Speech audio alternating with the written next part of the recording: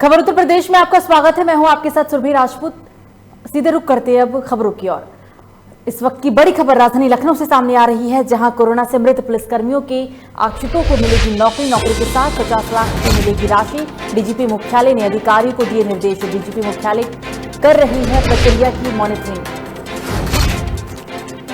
तो कोरोना से मृत पुलिसकर्मियों के आश्रितों को सरकारी नौकरी मिलने को लेकर बात कही गई है। नौकरी के साथ साथ 50 लाख का मुआवजा भी दिया जाएगा। डीजीपी मुख्यालय ने अधिकारियों को इस संदर्भ में निर्देश भी जारी किए। डीजीपी मुख्यालय इस पूरे प्रक्रिया की मॉनिटरिंग कर रहा है।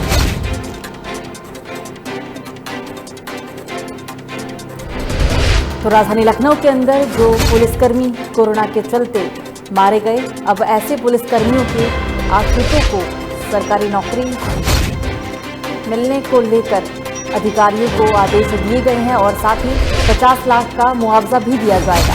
बताते चले आपको कि डीजीपी मुख्यालय ने अधिकारियों को जरूरी दिशा निर्देश भी दिए। डीजीपी मुख्यालय इस पूरी प्रक्रिया की मॉनिटरिंग कर रहा है।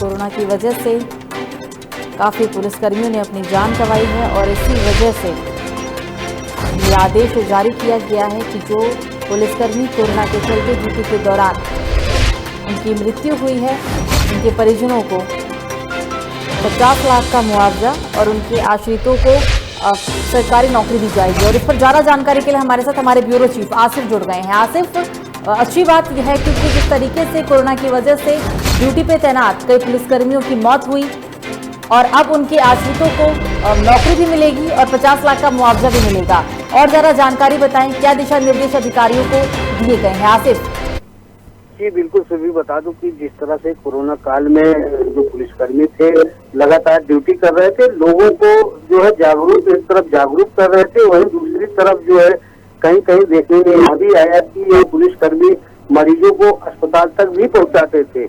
और इस दौरान जो है काफी संख्या में पुलिसकर्मियों की मौत भी हुई, जिसको देखते हुए यूपी सरकार ने जो है दिशा निर्देश दिया कि जो कोरोना से मृत पुलिसकर्मी है उनके आश्रितों को नौकरी दी जाए, साथ साथ 50 लाख रुपए की सहायता राशि भी, अनुग्रह राशि भी जो है दी जाए। डीजीपी मुख्यालय ने अधिकारियों को निर्देश दिया है कि जो जहां जहां पुलिसकर्मियों की मौत हुई है वहां का ब्यौरा इकट्ठा किया जाए, जिसमें जो है ऐसे मृतक पुलिसकर्मियों की सहायता की जाए। और इसके लिए पूरा मास्टर प्लान भी तैयार कर लिया गया है और जल्द से जल्द जो है जो निर्देश दिए गए हैं उसको अमल में लाया जाएगा। जी सुनिए।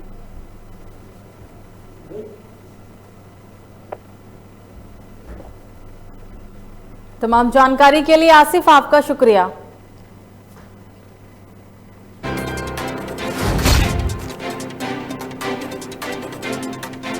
तो कोरोना की वजह से जो पुलिसकर्मी मारे गए, ड्यूटी पर तैनात जिन पुलिसकर्मियों की जान गई है कोरोना के चलते, अब ऐसे पुलिसकर्मियों के आश्रितों को नौकरी दी जाएगी। नौकरी के साथ साथ 50 लाख का मुआवजा भी मिलेगा। डीजीपी मुख्यालय ने अधिकारियों को दिशा निर्देश दिए हैं। डीजीपी मुख्यालय इस पूरी प्रक्रिया की मॉनिटरिंग भी कर रहा है।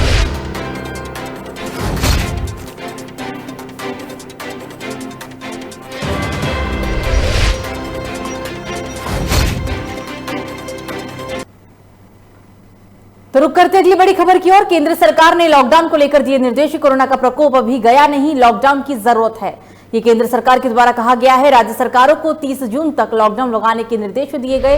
पूरी तरह से नहीं दे सकते हैं छूट। तो एक अहम और बड़ी खबर कोरोना के बीच, क्योंकि जिस तरीके से कयास लगाए जा रहे थे कि कुछ राज्यों में 1 जून से लॉकडाउन हटाया जा सकता है या फिर कोरोना कर्फ्यू में काफी ढील दी जा सकती है, लेकिन इन सबके बीच अब एक बड़ी खबर सामने निकल कर आ रही है कि केंद्र सरकार ने लॉकडाउन को लेकर दिशा निर्देश जारी किया है। कोरोना का प्रकोप अभी गया नहीं है, लॉकडाउन की जरूरत है, ये कहा गया है केंद्र सरकार के द्वारा। राज्य सरकारों को 30 जून तक लॉकडाउन लगाने के निर्देश दिए गए हैं। पूरी तरीके से छूट नहीं दे सकते हैं, ये कहना है केंद्र सरकार का।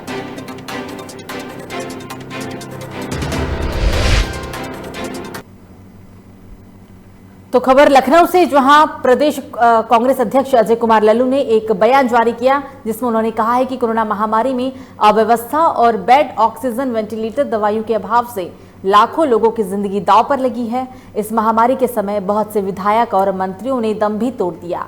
उन्होंने सीएम पर तंज कसते हुए कहा है कि सीएम ने आंखों पर काला चश्मा लगा रखा है। उसी आधार पर उनके अधिकारी प्रदेश के हालात एकदम ठीक बताते हैं।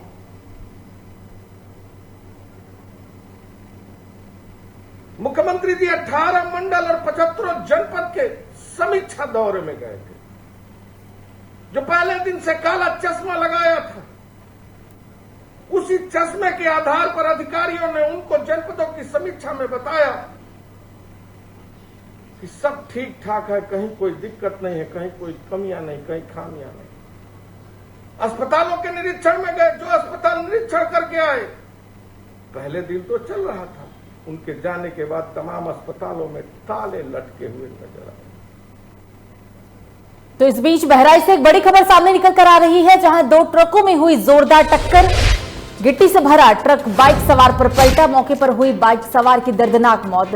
ट्रक ड्राइवर की भी हालत काफी बताई जा रही है गंभीर है। तो दर्दनाक खबर बहराइच से सामने आ रही है। तेज रफ्तार का यहां कहर देखने को मिला। बहराइच के अंदर एक बार फिर से दो ट्रकों में जोरदार टक्कर हो गई और गिट्टी से भरा ट्रक बाइक सवार पर पलट गया और इस हादसे में बाइक सवार की दर्दनाक मौत हो गई। बताया जा रहा है कि इस पूरे हादसे के बाद ट्रक ड्राइवर की भी हालत काफी नाजुक बनी हुई है। हालांकि ग्रामीण रेस्क्यू कर रहे हैं। मौके पर पुलिस बल की भी तैनाती है। हम आपको ये तस्वीर दिखा रही है बहराइच के उस क्षेत्र की जहां पर ये दर्दनाक सड़क हादसा हुआ। बाइक सवार की दर्दनाक मौत हो गई है। गिट्टी से भरा ट्रक बाइक सवार पर पलट गया और इस हादसे में बाइक सवार की मौत हो गई। ये सीधे तस्वीर आपके टीवी स्क्रीन पर यूपी के बहराइच से।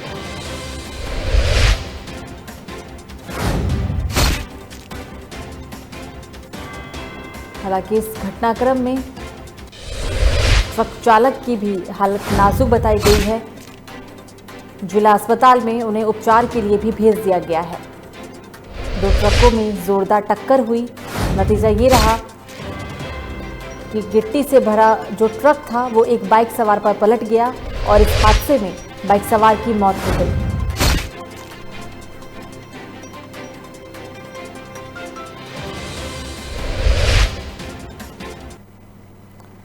तो अगली बड़ी खबर बुलंदशहर से सामने आ रही है, जहां पेट्रोल पंप के पास पड़ा मिला अज्ञात वृद्ध का शव। किसी बीमारी से मौत होने की जताई जा रही है आशंका। स्थानीय लोगों ने पुलिस को दी सूचना। तो बुलंदशहर में पेट्रोल पंप के पास एक वृद्ध व्यक्ति का शव पड़ा हुआ मिला। बताया जा रहा है कि हो सकता है कि इस वृद्ध की जान किसी बीमारी की वजह से गई। हालांकि इस घटना के बाद लोगों ने इस बात की सूचना पुलिस को दी। मौके पर पहुंची पुलिस ने शव को कब्जे में लेते हुए पोस्टमार्टम के लिए भेज दिया है। पोस्टमार्टम के बाद ही पता चल पाएगा कि वृद्ध की मौत का क्या कारण था। हालांकि कयास लगाए जा रही हैं कि हो सकता है किसी बीमारी के चलते इस वृद्ध की जान गई हो। स्थानीय लोगों ने इस बात की सूचना पुलिस को दी। मौके पर पहुंची पुलिस आगे की कार्रवाई में अब जुटी हुई है।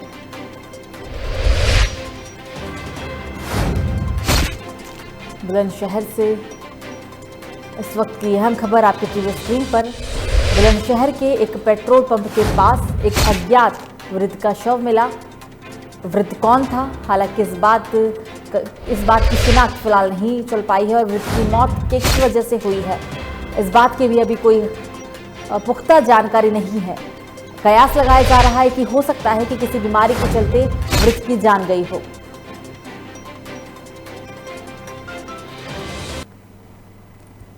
तो महाराजगंज जिले के पुंदरपुर थाना क्षेत्र के भागीरथपुर स्टेशन के समीप एक गांव में दूल्हे के पछरावन के समय कथित प्रेमिका उसके घर पर पहुंच गई और शादी का विरोध करने लगी, जिस पर दूल्हे के परिजन और कुछ महिलाओं ने उसकी पिटाई करनी भी शुरू कर दी। इस दौरान किसी ने पिटाई का वीडियो बनाकर सोशल मीडिया पर वायरल कर दिया।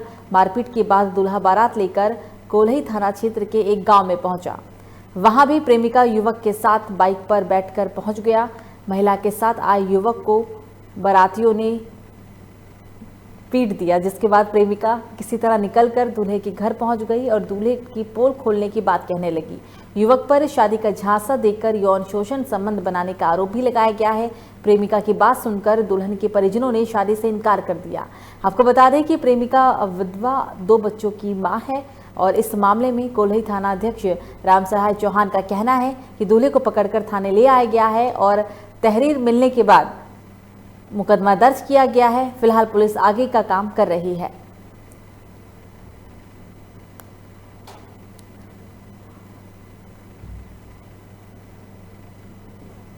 तो बुलंदशहर से अगली बड़ी खबर सामने निकल कर आ रही है, जहां 221 रिक्रूटर्स बनी उत्तर प्रदेश पुलिस का हिस्सा। पुलिस लाइन में रिक्रूटर्स ने डीएम को दी है सलामी के बाद जनपदों के लिए रवाना किया गया। तो बुलंदशहर के अंदर 221 रिक्रूटर्स उत्तर प्रदेश पुलिस का हिस्सा बन गए हैं। पुलिस लाइन में रिक्रूटर्स ने डीएम को सलामी दी और सलामी के बाद अलग अलग जिलों के लिए सभी रिक्रूटर्स रवाना हुए।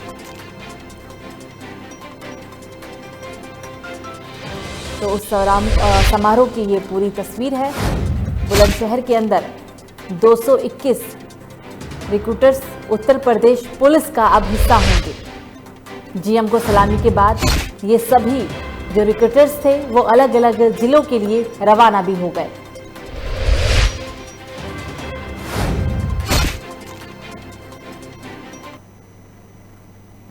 तो खबर मिर्जापुर से, जहां हर घर जल योजना के तहत जरगो बांध में पानी लेने के विरोध में किसानों ने आवश्यक सभा बुलाई और कार्रवाई संस्था द्वारा पाइप बिछाने के काम को बंद कराकर विरोध प्रदर्शन शुरू कर दिया। किसानों का कहना है कि बांध से पानी निकलेगा तो सिंचाई होगी और संकट उत्पन्न भी होगा, जहां अधिकारियों और किसानों के बीच बात नहीं बन पाई है। तो यूपी के मिर्जापुर में हर घर जल योजना के तहत जरगो बांध से पानी लेने के बाद किसानों का ये विरोध प्रदर्शन देखने को मिला है। किसानों ने आवश्यक सभा बुलाई थी और कार्यदायी संस्था द्वारा पाइप बिछाने के काम को बंद कराकर विरोध प्रदर्शन किया गया। ये विरोध प्रदर्शन की तस्वीर यूपी के मिर्जापुर से। किसानों का कहना है कि बांध से पानी निकलेगा तो सिंचाई होगी और सिंचाई में संकट भी उत्पन्न होगा और अधिकारियों और किसानों के बीच फिलहाल कोई बात नहीं बन पाई है। हमारी मांग है कि जरगो डैम में प्राकृतिक जल आता है और सिर्फ इस कमांड के सिंचाई भर को किसी तरह से हम लोग अटवा पाते हैं। ये पानी हम नहीं देंगे किसी भी शर्त पर। या तो सीपेज का पानी जो जा रहा है नीचे उसका उपयोग कर लें, जो और बचे आगे कहीं बोर कर लें, या तो कहीं से पानी आवे। अधिकारियों ने उसमें हमारे मुख्य अधिकारी थे हमारे एसडीएम साहब, जो पिछली दोनों मीटिंगों में रहे हैं, वो सब यथा स्थिति जानते हैं, इसलिए काफ़ी गुमसुम थे, मौन, वो सारी स्थिति जान रहे हैं। सीईओ साहब थोड़ा नए उम्र के हैं, अच्छे व्यक्ति लगते हैं हमको।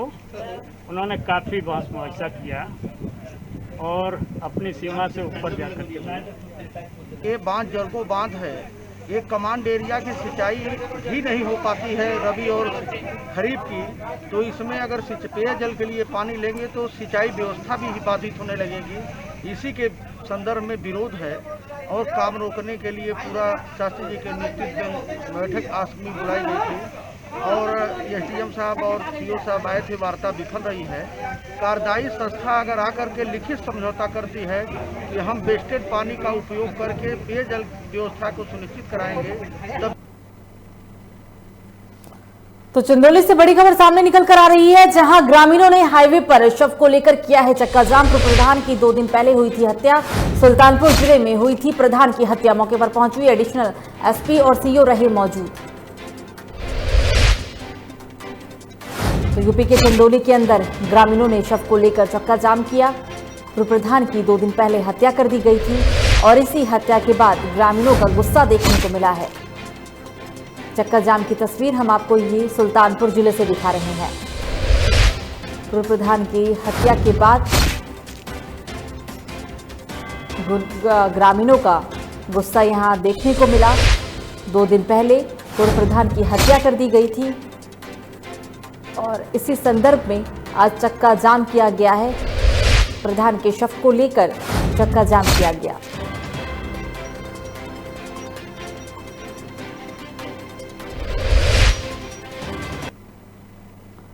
तो मुजफ्फरनगर के सदर ब्लॉक कुकड़ा में वैक्सीन शिविर का राज्य मंत्री ने फीता काटकर शुभारंभ किया है, जिसमें 45 साल के लोगों को कोविड वैक्सीन लगाई जाएगी।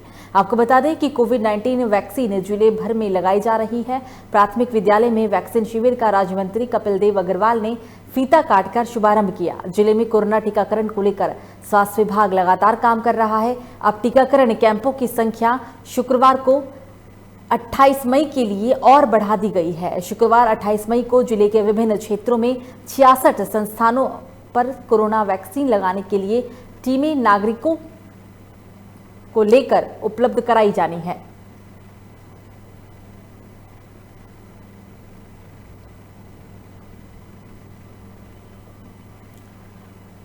यूपी के मुजफ्फरनगर में सदर ब्लॉक कुकड़ा में वैक्सीन शिविर का आयोजन किया गया और इस वैक्सीन शिविर का जो शुभारंभ है वो राज्य मंत्री ने फीता काटकर किया है।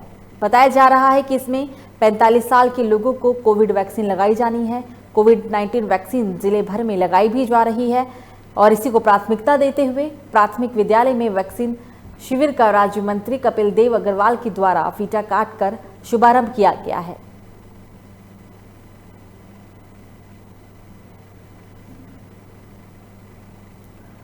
तो ग्रेटर नोएडा से अगली बड़ी खबर, प्राधिकरण की बड़ी लापरवाही यहां देखने को मिली। मेन हॉल की सफाई करते वक्त गिरा सफाई कर्मचारी, कड़ी मशक्कत के बाद निकाला गया कर्मचारी का शव। सफाई करने के दौरान गिरा था सफाई कर्मचारी।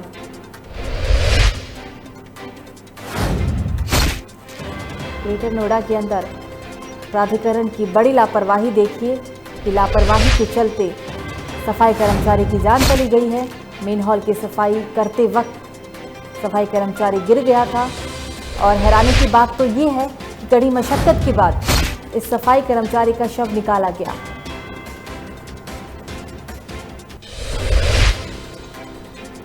और इस खबर पर ज्यादा जानकारी के लिए हमारे साथ फोनलाइन पे हमारे संवाददाता सतीश श्रीवास्तव जुड़ गए हैं। सतीश, प्राधिकरण की बड़ी लापरवाही और इसी लापरवाही के चलते एक सफाई कर्मचारी की जान चली गई। सतीश, ज्यादा जानकारी बताएं। जी बिल्कुल बताएंगे। ये ग्रेटर नोएडा प्राधिकरण की लापरवाही का मामला एक बार सामने आया है, जहां पर बीती रात में एक सफाई कर्मचारी जिसकी ड्यूटी सीवर टैंक साफ करने के लिए लगाई जाती है, लेकिन जो प्राधिकरण की तरफ से जो सुरक्षा व्यवस्था की चीजें होती हैं वो सफाई कर्मी को नहीं दी जाती है, जिसके चलते सफाई कर्मी सीवर साफ करते समय उसमें गिर जाता है और जिसके कारण जो है उसकी दम घुटने से अंदर की मौत हो जाती है। लेकिन वहीं पर मौके पर पुलिस प्रशासन मौके पर पहुंच जाता है। फायर कर्मचारियों की मिली भगत से उस युवक को बाहर निकाला जाता है। ये घटना आपको बता दें, ये घटना जो है पूरी लखनावली गांव की है, जहां पर लखनावली गांव में रहने वाला ये युवक है। जी सुनवी। सतीश, तमाम जानकारी के लिए आपका शुक्रिया।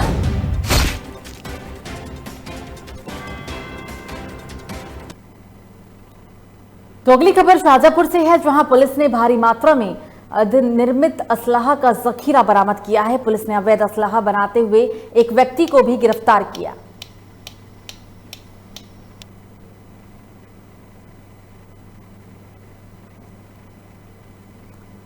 तो शाहजहांपुर से ये पूरी तस्वीर, पुलिस ने भारी मात्रा में अनिर्मित असलहे का जखीरा बरामद किया।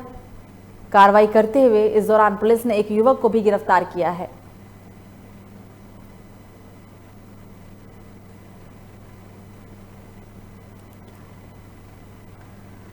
तो शाहजहां पुलिस की यहां कार्रवाई देखने को मिली है।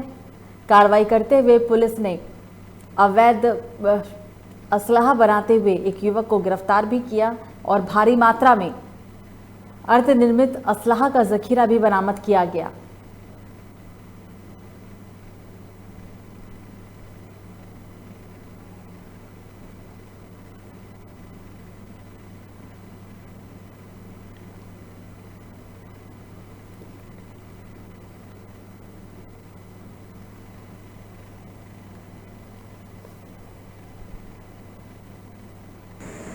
थाना सहरा मऊ दक्षिणी में ग्राम भरगवा में एक अवैध शस्त्र की फैक्ट्री चलने की सूचना प्राप्त हुई थी। इस पर थाना सेरामऊ दक्षिणी के एसओ के साथ पुलिस टीम ने वहां दबिश दिया और दबिश के दौरान एक सुखदेव नाम का अपराधी वहां गिरफ्तार किया गया है और पूरी अवैध असलहे की फैक्ट्री बरामद हुई है। इसमें एक अदद तमंचा 12 बोर, 315 बोर और एक राइफल 315 बोर ये निर्मित थे। इसके अलावा 315 बोर के और 12 बोर के कई अर्धनिर्मित असलहे बरामद हुए हैं अवैध, और इनके साथ में असलहे बनाने के पूरे उपकरण बरामद हुए हैं।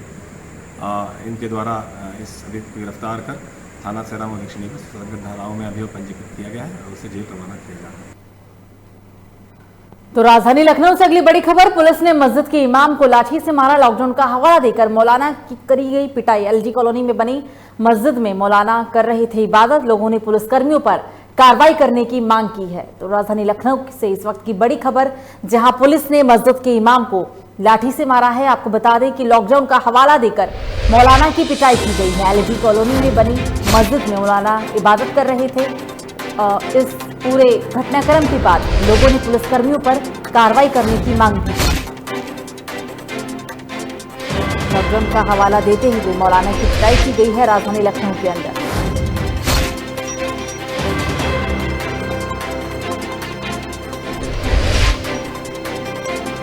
हालांकि इस घटना के बाद लोगों ने पुलिसकर्मियों पर, जिन पुलिसकर्मियों ने मौलाना के साथ मार पिटाई की, लाठी से जिस मौलाना को पीटा गया है, उन सभी पुलिसकर्मियों के खिलाफ कार्रवाई की मांग की जा रही है। लॉकडाउन का हवाला देकर मौलाना की पिटाई की गई।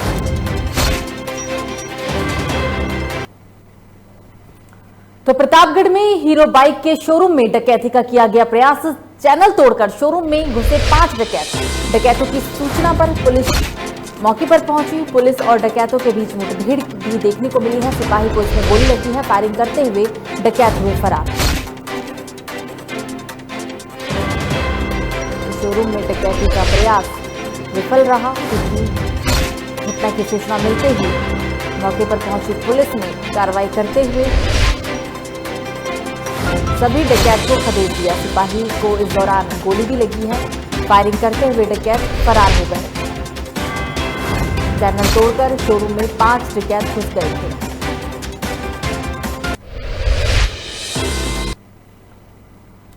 तो शाहजहांपुर में पुलिस और बदमाशों के बीच मुठभेड़ देखने को मिली है। आपको बता दें कि इस मुठभेड़ में 25,000 के इनामी गैंगस्टर आजाद को गिरफ्तार किया गया है। बताया जा रहा है कि गैंगस्टर के ऊपर चोरी और लूट की कई घटनाओं को अंजाम भी दे चुका है। पुलिस ने पकड़े गए बदमाश के पास से एक तमंचा, कई जिंदा कारतूस भी बरामद किया। फिलहाल पुलिस आगे की कार्रवाई में जुटी हुई है।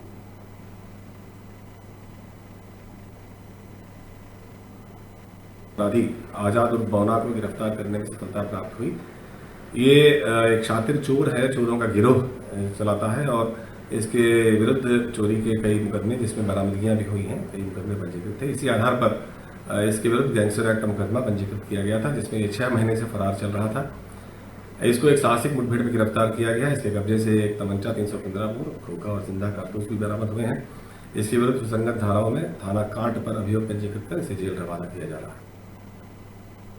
तो राजधानी लखनऊ में चोरों ने चोरी की घटना को दिया है अंजाम। 12 लाख की नकदी और लाखों के जेवरात पर किया हादसा। बेटी ने पिता को नींद की दी थी दवा, जिसके बाद प्रेमी को बुलाकर करवाई थी चोरी।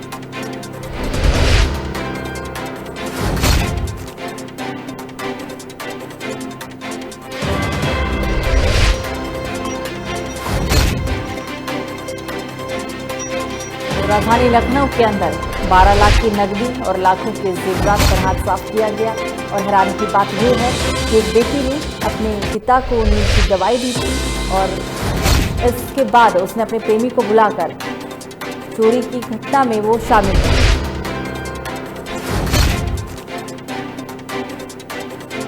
राजधानी लखनऊ के अंदर से ये बड़ी खबर सामने निकल कर आ रही है, जहां 12 लाख की नकदी और लाखों के जेवरात पर हाथ साफ किया गया था। बताया जा रहा है कि बेटी ने ही अपने पिता को नींद की दवाई दी थी और उसके बाद प्रेमी को बुलाकर चोरी करवाया था।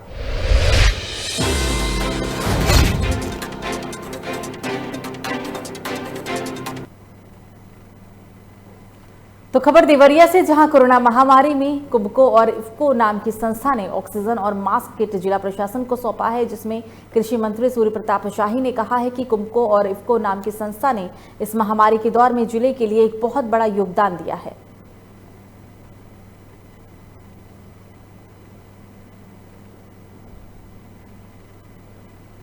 तो यूपी के देवरिया के अंदर 2 संस्था जो इस महामारी के दौर में लोगों के लिए आगे आए। कोरोना महामारी में कुबको और इफ्को नाम की संस्था ने ऑक्सीजन और मास्क किट बांटे हैं। निजी क्षेत्र से लोगों ने सहयोग के रूप में दिया है। मैं उम्मीद करता हूं कि जून महीने तक 2 प्लांट को जो देवरिया अस्पताल में शिफ्ट करेंगे, मेडिकल कॉलेज के भीतर और एक सिविल हॉस्पिटल के भीतर, वो दोनों पूरा हो जाएंगे। क्योंकि दिक्कत ये है कि पूरे दुनिया में इस समय ऑक्सीजन प्लांट की डिमांड है और रॉ मटेरियल की डिमांड है। लॉकडाउन की वजह से कठिनाइयां रही हैं, क्योंकि अनेक देशों की तरफ भी लॉकडाउन चल रहा है। फिर भी ये बातचीत हो रही है, उन्होंने आश्वस्त किया है। तो राजधानी लखनऊ में एलजीए के हर जोन में बनेगा शवदाह। वीसी के आदेश पर बनेगा शवदाह। इंजीनियरों को तत्काल जमीन तलाशने के भी दिए गए निर्देश। तो राजधानी लखनऊ के अंदर अब एलजीए के हर जोन में शवदाह को बनाया जाएगा। वीसी के आदेश के बाद शवदाह बनाने को लेकर अनुमति दी गई है। इंजीनियरों को तत्काल जमीन तलाशने के भी निर्देश दिए गए हैं।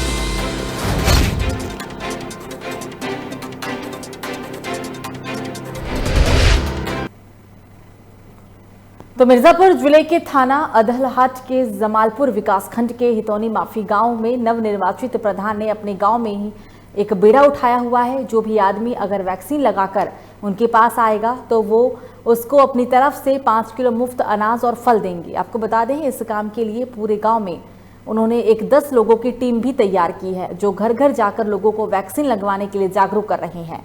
साथ ही गाँव में खुद घर जाकर वो लोगों को बुला भी रहे हैं। आप तस्वीरों में साफ तौर पर देख भी सकते हैं कि 1 जून से 8 जून के बीच 18 वर्ष से ऊपर कोविड-19 का टीकाकरण लगेगा और प्रत्येक गरीब परिवार को 5 किलो अनाज और फल बांटे जाएंगे। हमारे गांव में प्रधान जी पहला कदम अपना शपथ लेने के बाद गांव की जनता को इस समय जो कोविड-19 का दौर चल रहा है, इसमें टीकाकरण के लिए गांव वालों को प्रोत्साहन करने के लिए प्रोत्साहन कर रहे हैं और प्रोत्साहन में कुछ उन लोगों को अनाज वितरित कर रहे हैं और टीका लगवाने के लिए सबको प्रोत्साहित कर रहे हैं। घर घर जाके एक लोगों को दरवाज़ा खटखटा के सबको प्रोत्साहित कर रहे हैं, घर से बाहर निकलो।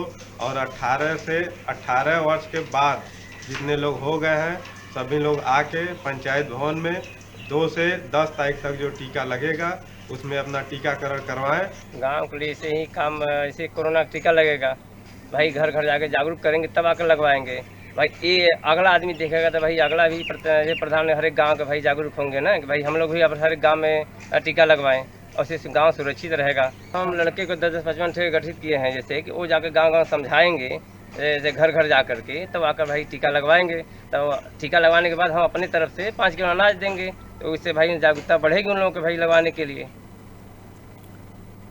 तो राजधानी से लखनऊ से इस वक्त की बड़ी खबर। 900 पार्कों को 25 करोड़ की लागत से किया जाएगा विकसित। ऑक्सीजन देने वाले लगेंगे पौधे। प्रदूषण मुक्त बनाने की नगर निगम तैयारी कर रहा। धूल से निपटने के लिए 10 एंटी स्मोक गन भी खरीदी जाएगी।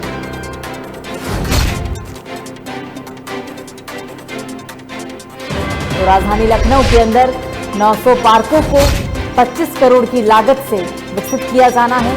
ऑक्सीजन देने वाले इन पार्कों में पौधे लगाए जाएंगे। प्रदूषण मुक्त बनाने की नगर निगम तैयारी में जुट गया है। धूल से निपटने के लिए भी 10 एंटी स्मोक गन खरीदे जाएंगे।